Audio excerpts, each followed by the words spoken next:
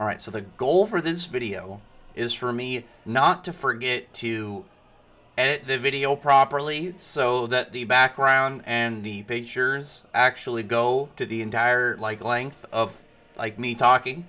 I legitimately somehow didn't notice that. It's Thursday now. I did my Eden Zero review, I think 2 days ago, and completely didn't. I don't know how I didn't notice. So it's like half the video is just black screen for me talking. Not a big deal. Obviously, the audio is the most important part. And I didn't do anything crazy. I plan on trying to up my video setup.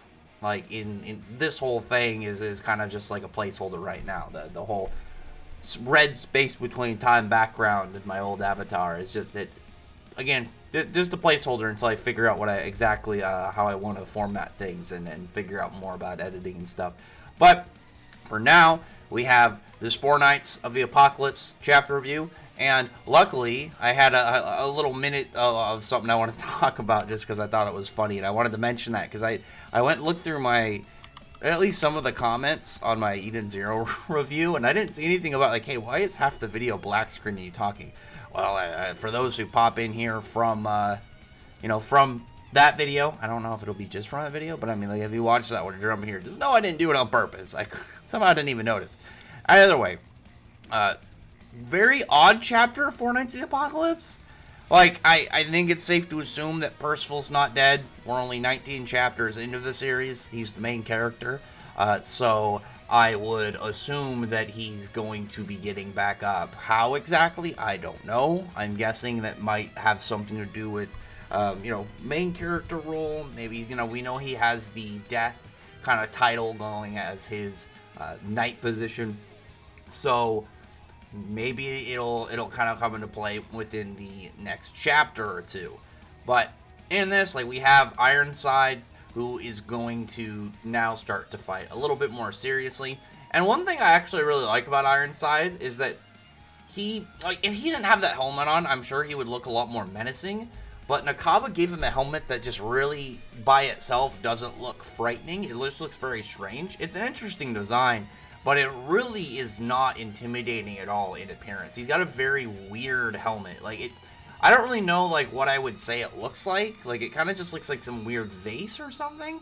Actually, looking at it right now, it kind of looks like some weird bowl that someone put an egg in at the top. But, he does a good job in the silhouette panels at making it look way more intimidating.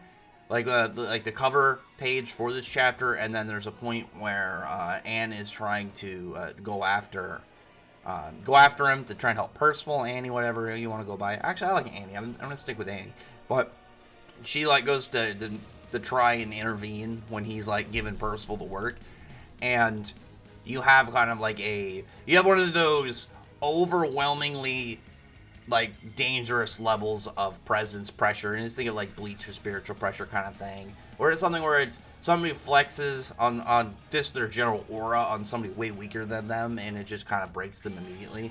And obviously Annie can fight, we've seen that, but we've seen her fight in relation to the main cast to a degree, and a not serious Ironside, whereas Ironside is definitely, at least what I would assume, just based off of his shown feats, the obvious gap he has between him and Talisker, his important, aspect in the story of being, Percival's father and whatnot, that he's going to be one of the upper members of Arthur's Holy Knights. Whether he's, number one, I don't know. I doubt he'd be number one. It'd be really surprising if he is the top.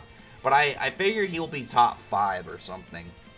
But he's just decided in this chapter he's going to get a little bit more serious, and we do get a little bit more of his magic. We don't actually get much of a description entirely about it. We mostly just get a kind of a showing of it, and it just makes these little twinkle lights, these little balls. They kind of look kind of almost look like spores, or I don't really know. If I saw this and didn't know what if I had to guess the power on it, I'd probably be a light based power, or some form of, I don't know, spatial. I don't really know. It's a weird power still, and I feel it'll be very easy to kind of grasp once we get an explanation of how it works. It seems like one of those powers that is simple in the description, but it's just the way that he uses it is very, he's just got a lot of experience, and it's very versatile and flexible with power, at least from what I can tell. It could be more than that.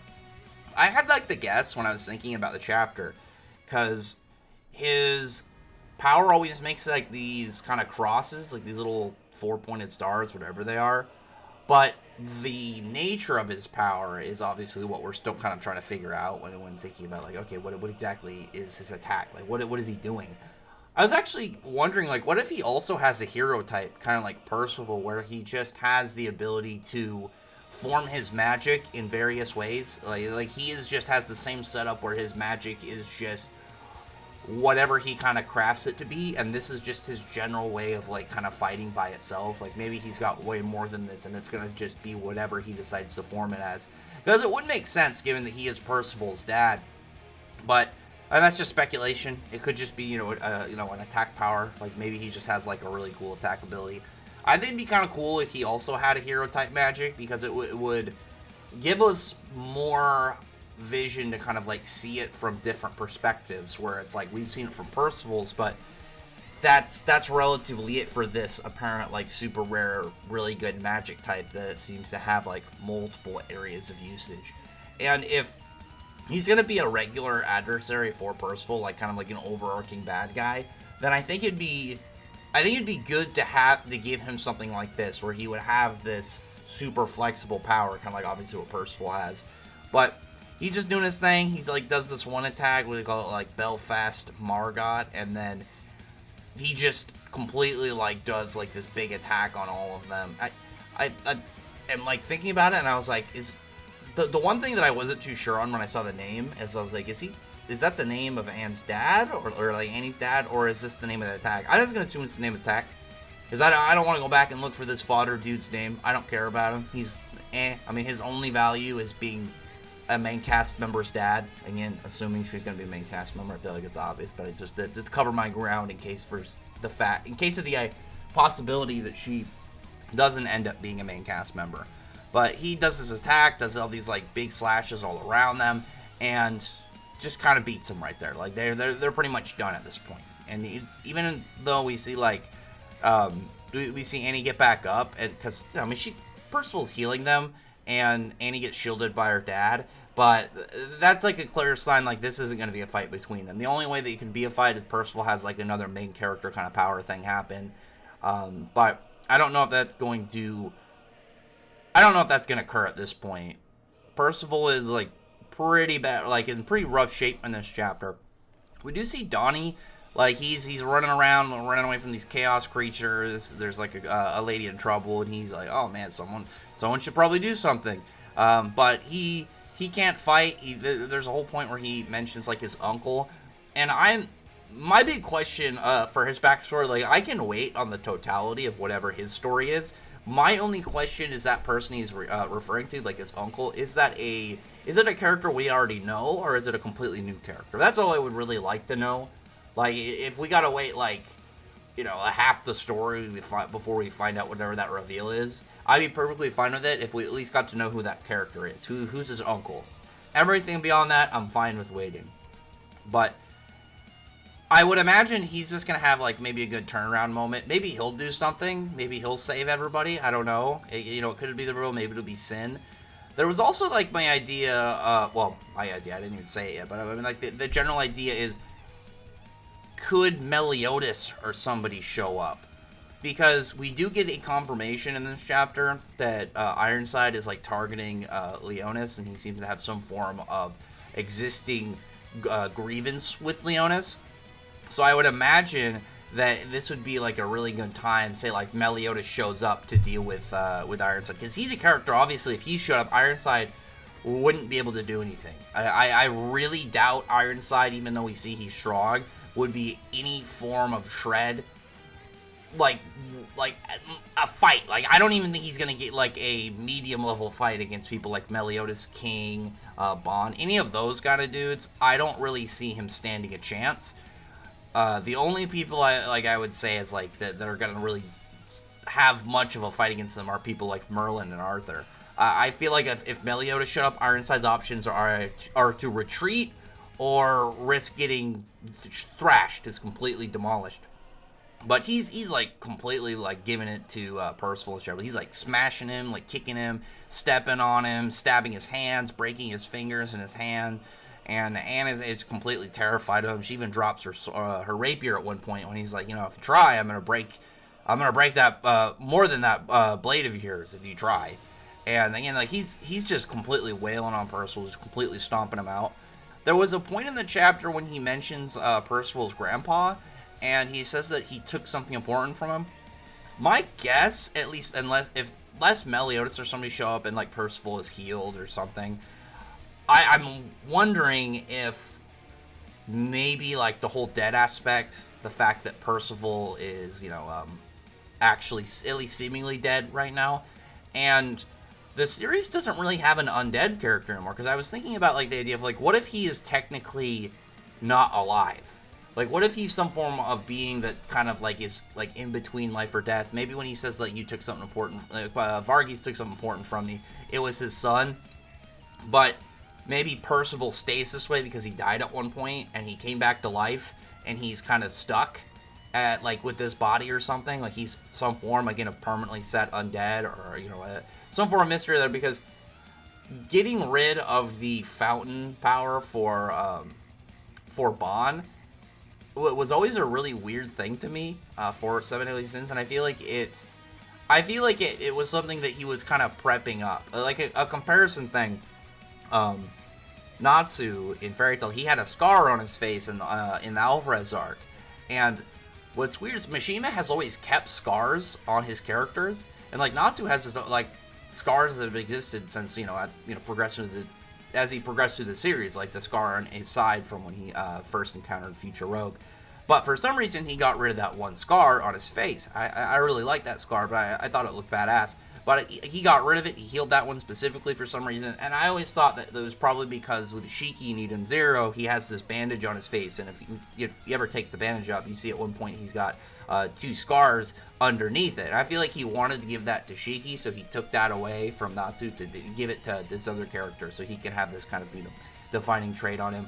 And maybe the reason that Nakaba got rid of Bond having the Fountain of Youth is because he planned for Percival to have something similar, but he didn't want them to have too similar of a power. I don't know. It's something that we're going to have to wait to see, and right now it's just speculation.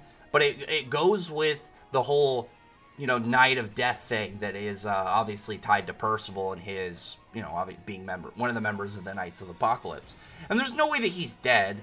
I mean, he is the main character, but not only is he the main character, he's the main character at the very start of the series. And not only is he a main character at the very start of the series, but if he doesn't get back up and nobody like Meliodas or somebody shows up to intervene, then Ironside is not only going to kill the town, he's going to kill the entire rest of the main cast. So what, are we going to have Ironsides or Arthur be the main character? I doubt that. Are we going to go over to freaking Lancelot or Tristan? I doubt that. Maybe one of them could show up, but I feel like it'd be really weird to bring one of them into the fray, or both of them, in an occurrence like this. I think somebody like Meliodas would be better, because it would be like for instance, if you had Tristan or Lancelot show up, I feel like it'd be really weird if they could somehow fight Ironsides at all, given what we just saw in comparison to like the main cast Percival and stuff. They should have more fighting experience. But that would make too big of a gap, I think, between Percival and the other knights. Whereas somebody like Meliodas or Bond could just show up and completely stomp this dude until he has to retreat. So the next chapter, I would imagine, is either going to have one of these things like probably immediately revealed, like a good couple pages in, halfway in, or maybe like a last second kind of moment to kind of like build up hype. I don't know. I feel like it would have to be earlier than that, just based off of the fact that he's gonna just massacre everybody. You have to have like it focused on, say, like Sin or Donnie, and have it be like at the same time this was happening, these guys were doing this, and then at the end of the chapter it would be like immediately following the scene that Ironsides is gonna use the Coffin of Eternal Darkness and sacrifice the whole town. So a really weird part. Like, again, obviously he's not dead, like, but at the same time the question is, how does he live? How does this issue get solved? Because like even reading this chapter, like, it was rough because obviously Percival got completely dominated. But my questions are exactly how they're going to get out of the situation. How is this going to be solved? And how, like, are they going to be able to save everybody? Like, the main cast has the whole main cast kind of aspect to them, obviously, and, you know, some people, you know, will go with, like, plot armor and keep it more negative way, but it's, like, obvious the main cast isn't going to die this early. That's just logic. And you can kind of deduce that, but random citizens, they don't have that kind of, like, importance to the story to protect them. So we'll see exactly how things go. We could still lose a bunch of these citizens. Some of these guys could get killed, but it's really going to depend on who shows up in the next chapter to do something, or if Percival has, like, a big power-up moment. If it wasn't for the fact that he had that against Talisker, I would assume that's going to be next chapter.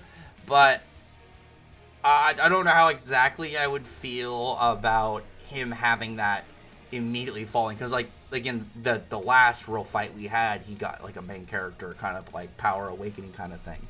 It would have to be done in a way, like, Percival is, like, not in control, almost like a completely mindless undead, if that was the case. But again, that's up to Nakaba to decide. I personally really like the idea of Meliodas or somebody showing up. I think King would actually be the best, or at least with Meliodas, because obviously King would be able to heal Percival with his. Actually, can he heal? Actually, yeah, he's got the flower bed thing, right? Like he's got a healing thing. Because I was initially thinking of Glocksna, how he had the droplet from his spirit spear that could heal him and other people.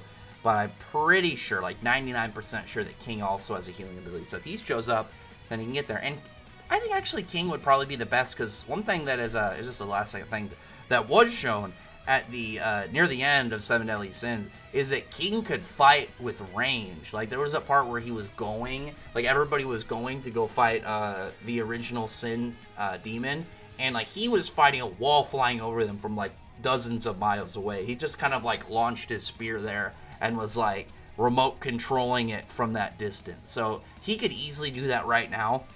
Again, it's just going to kind of depend on what Nakaba's schemes are. So other than that, comment below. Tell me your thoughts are about this chapter and how you think this is going to go. I don't think anybody assumes, like, Percival's dead, but obviously, like, it's the question of what's going to, what's going to happen to halt Ironside's actions. Because, like, right now, if they get everything, like, if he somehow succeeds, it would be really weird.